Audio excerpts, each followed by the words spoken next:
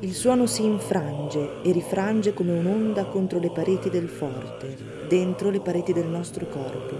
Si crea un continuum spaziale che varca i confini della propria eccezione corporea, fondendo tra loro gli spettatori ed essi con me.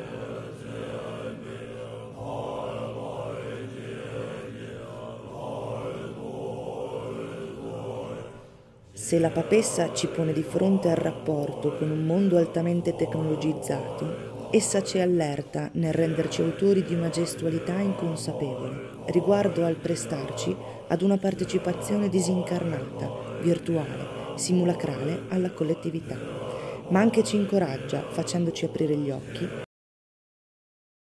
solidale ed empaticamente connessa.